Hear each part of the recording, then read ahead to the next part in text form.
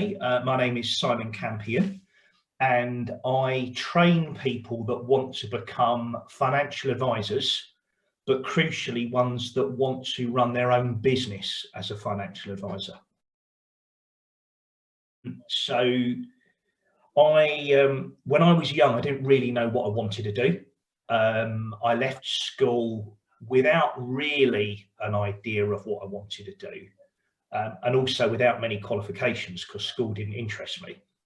I joined a bank working as a cashier, but only because my mum told me to apply for the bank, because in those days banks advertised in local newspapers.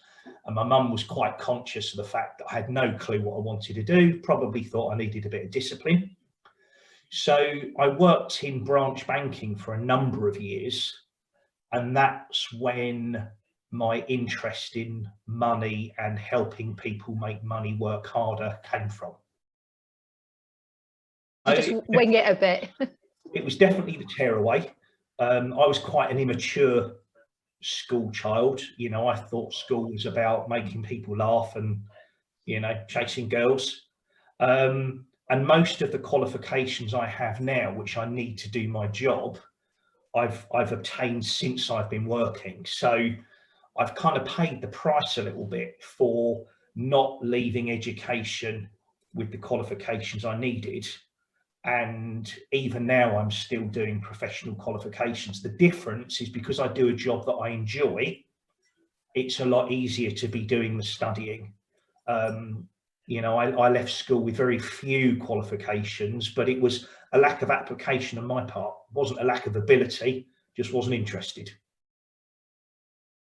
Okay, so in terms of what a typical day looks like for me, I'm generally working with people who are within their first couple of years of being a self-employed financial advisor. So my time is split between helping them be a good business owner, having a marketing strategy for finding people to see, and then helping them be a good financial advisor, which is more about understanding clients' financial priorities and then motivating them to do something about it. And a good example there is most people know they need a will. They don't have a will, not because they don't know they need one, but they're just not motivated to get around to sorting it out. And most financial advisors are only paid when people take our advice, not when we give it. So it's a kind of dual role, helping them be a good business owner and helping them develop the skills to be a good financial advisor. That, of course, includes helping them get the academic qualifications. So I have to use a lot of coaching skills and motivational skills. I also have to have quite good technical knowledge, because when you're training new people, our regulator expects me to be responsible for the advice they give. I think you can always improve your knowledge by reading, but the most important ingredient in being a financial advisor is the ability to relate to people and understand what's important to them. So I know lots of financial advisors who academically are very, very well qualified, but they struggle because they don't have the interpersonal skills. I know other very successful financial advisors who will never be the most technically gifted and will sometimes have to read up to refresh their knowledge, but they're people, you know. It's so I think if somebody wanted to work as a financial advisor, yes, of course, qualifications are important. You can't fly the plane without the pilot's license, but you can't underestimate that people want to work with people. I think if financial services is very broad, so I think if you're at a young age, it's quite good to work as a bit of a generalist to start with. Don't assume that you want to be a financial advisor or a mortgage advisor or a stockbroker or whatever. I think getting a good grounding working for a financial company will help you understand what areas you're most interested in. And, you know, from there, you can then look to specialise. And what's quite important in the role that I do now is I have been a financial advisor. So when my interest in finance became to the fore, I stopped working in what you'd call mainstream banking and I became a financial advisor. I just then found over the years that I enjoyed helping other people become a financial advisor more than I enjoyed being a financial advisor myself.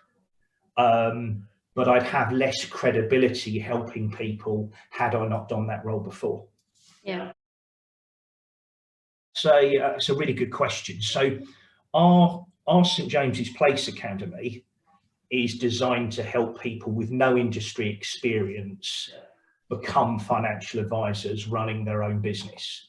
They come from all walks of life, so probably about half of them have got some kind of background in finance, which means half of them don't. We'll get people from the military, we'll get people from teaching, you know, we'll get people retiring from professional sport. It doesn't really matter.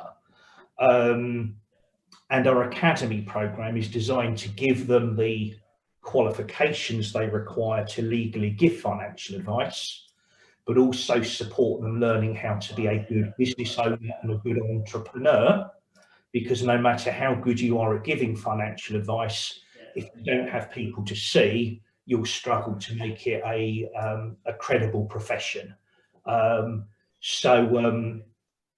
And anyone that is interested in joining our academy can literally log on to our St James's Place website, look at the academy, and then they can arrange to have an initial conversation with somebody to see whether it's potentially the right career move for them. Just a couple of questions on that then. Is there an age restriction in terms of who you accept? And is there a cost implication?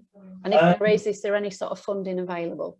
Okay, so there is no age restriction, though clearly if you are looking to build a base of clients to work with, there are certain advantages of maybe having had a few years of working, because you will know more people, but we don't have any upper or lower age limit.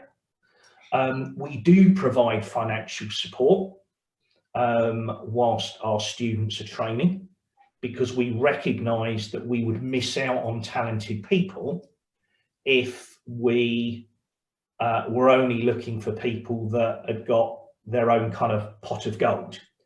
That said, our training programme for brand new non-industry people is 6 months long. So we do have sensible conversations about how people are going to cope during that 6-month period, where even with some financial support from us, they're not going to be earning money. There is no cost to joining the academy, and it's our, you know, we pride ourselves on making sure we don't persuade people to join us. People select to come on board once they've actually looked at all of the opportunities. And I obviously have experience with St James's Place, so I know it's a big outfit. So I know there's a lot of advisors all sort of connected with yourselves. I think one of the questions that some of the young people might be wanting to ask it is, how quick will I get rich? Well, I think, and having 3 children myself who are now making their way in the world, that's a question that I've been asked before. I think whilst it's a natural question for young people today, it's the wrong question. If you only want to go into a profession for financial reward, you're probably going to get found out. You know, you have to have a passion for helping people, and then you have to look at where your expertise is going to do that. Of course, there are many financial advisors that earn a professional income. They're paid for their professional qualifications, but it takes many, many years to get to that position. And I personally would be worried if somebody's only reason for becoming a financial advisor was how much money they could earn. The starting point has got to be an interest in helping other people make better decisions with their money. And sometimes the right advice doesn't earn you any money. Sometimes the right advice might be do nothing.